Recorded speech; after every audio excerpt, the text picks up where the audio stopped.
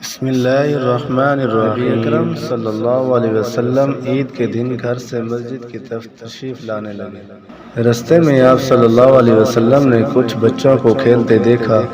انہوں نے اچھے کپڑے پہنے ہوئے تھے۔ بچوں نے سلام عرض کیا تو نبی اکرم صلی اللہ علیہ وسلم نے جواب ارشاد فرمایا۔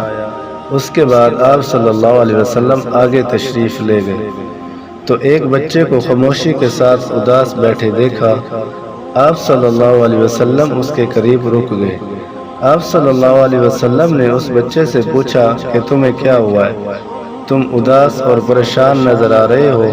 اس نے رو کر کہا، اے اللہ کے محبوب محمد صلی اللہ علیہ وسلم، میں یتیم مدینہ ہوں۔ میرے سر پر باپ کا سایہ نہیں ہے جو میرے لیے کپڑے لا دیتا۔ میری امی مجھے نلا کر کپڑے پہنا دیتی، اس لیے میں یہاں اداس بیٹھا ہوں۔ نبی اکرم صلی اللہ علیہ وسلم نے اسے فرمایا کہ تم میرے ساتھ آؤ۔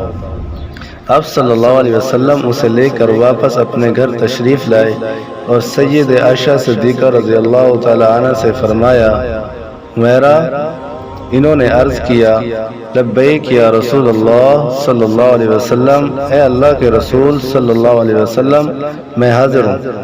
آپ صلی اللہ علیہ وسلم نے فرمایا، اس بچے کو نلا دو۔ چنانچہ اسے نلا دیا گیا۔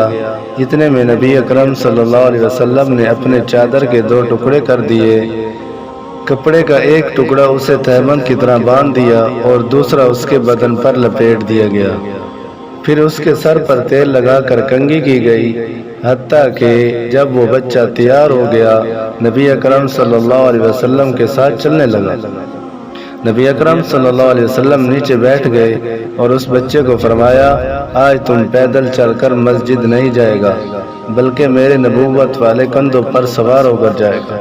نبی اکرم صلی اللہ علیہ وسلم نے اس بچے کو کندھوں پر سوار کر لیا اور اسی حالت میں اسی گلی میں تشریف لائے جس میں بچے کھیل رہے تھے۔ جب بچوں نے یہ معاملہ دیکھا تو وہ رو رو کر کہنے لگے، کاش ہم بھی یتیم ہوتے اور آج ہمیں بھی نبی اکرم صلی اللہ علیہ وسلم کے نبوت والے کندھوں پر سوار ہونے کا شرف حاصل ہوتا۔ نبی اکرم صلی اللہ علیہ وسلم جب مسجد میں تشریف لائے تو آپ صلی اللہ علیہ وسلم منبر پر بیٹھ گئے تو وہ بچہ نیچے بیٹھنے لگا۔ نبی اکرم صلی اللہ علیہ وسلم نے اسے اشارہ کر کے فرمایا کہ تم آج زمین پر نہیں بیٹھو گے۔